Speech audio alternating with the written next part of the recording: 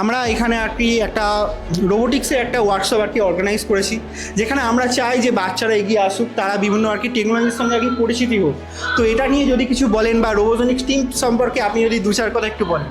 তো জিআরআই তো বহু বছর ধরে আমরা অনেক ধরনের অনুষ্ঠান করে থেকেছে, যেমন একটা সময় সামার সায়েন্স ক্যাম্প হতো, বিভিন্ন ধরনের অ্যারো মডেলিং ওয়ার্কশপ করা হতো।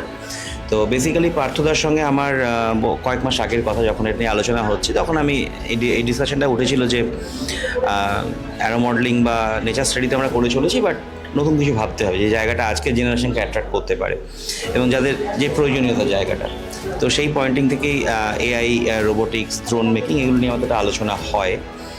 তারপর যাই হোক, আমি সৌভাগ্যবশত আমি এই সময় দেশে থাকার সময় পার্থদা এটা অর্গানাইজ করেছে এবং তোমাদের আমি ইকুইপমেন্টসগুলো দেখছিলাম। ডেফিনেটলি যতগুলো ডিআই যে কিটগুলো ইউজ করা হচ্ছে যথেষ্ট মানে বাচ্চাদের জন্য সরলভাবে বানানো হচ্ছে, যেটা খুব ইন্টারেস্টিং। যেটা কেমন লাগছে?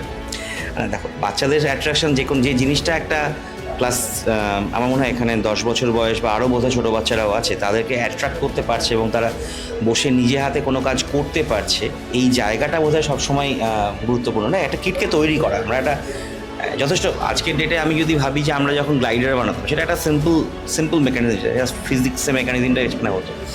সেখানে রোবোটিক্স বলো বা এআই বলো বা ড্রোন বলো, তাতে মাল্টিটিউড লেভেলে সেখানে আমাদের টেকনোলজিকে ইউজ করতে হচ্ছে, যেখানে অনেক কমপ্লেক্স সেন্সার সেখানে থাকতে সেই জায়গাটাকে অত্যন্ত সরলভাবে করে একটা বাচ্চাকে অ্যাট্রাক্ট করতে পারা এবং সে বুঝে, সে হয়তো কোনো একটা প্লাগইনই করছে, বাট সেটাকে সে বুঝে করছে যে কী কারণে সেটা ফাংশনালিটি কাজ করবে। তো সেটা যথেষ্টই গুরুত্বপূর্ণ জায়গা এবং সেটাকে তৈরি করা এবং সেটাকে ওই লেভেলে নিয়ে গিয়ে ভাবা যে একটা বাচ্চা কী করে জিনিসটাকে শিখতে পারবে, সেটা যথেষ্টই একটা গুরুত্বপূর্ণ জায়গা এবং সেটা তোমরা করতে পেরেছো, সেটা এবং সেটা নিয়ে তোমরা এই লেভেলের ওয়ার্কশপ করাতে পারছো। ব্যবস্থাপনা না হয় দীপকবাবু করছেন বা পার্থদা আছে, বাট তোমরা সেটাকে কমপ্লিটলি সমস্ত কিট তোমরা নিয়ে এসছো। ঠিক আছে, আমি একটা ছোট্ট কিট নিয়ে এসেছি, যদিও আমি দেখাচ্ছিলাম একটা ড্রোনের একটা কিট, আমি খুলে দেখলাম, আমি প্রথমেই বলেছি আমি নিয়ে এসেছি, বানাতে পারবো কিনা কিন্তু আমি জানি না। পিস বোর্ডের তৈরি জিনিস আমি দেখতে পাচ্ছি, সেন্সারগুলো আছে কিছু বসানো আছে, কিন্তু বানানোর পর সেটা উড়বে কিনা সেটা আমি জানি না। মানে আমি ফোন তো করিনি কাজটা, আমি ড্রোন কিনেছি, উড়িয়েছি, সেটা অন্য জিনিস, ঠিক আছে, কিন্তু সেটা যে আদৌ এটা যে আমি উড়াতে পারবো সে কনফিডেন্স কিন্তু আমার নেই।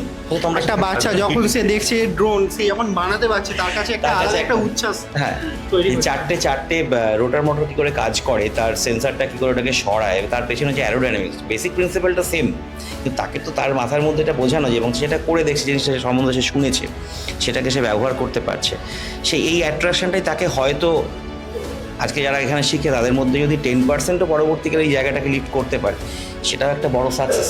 যে জায়গাটা জিআরআই আজকে 50 বছরের ধরে করে চলেছে। দীপক কাকু একটা সময় জিআরআইতে ছিলেন, গবেষণা পর্ষদও আছে, দেখতে দেখতে প্রায় বোধহয় 16 বছর বয়স হয়ে গেল গবেষণা, 2009 থেকে শুরু করেছেন উনি।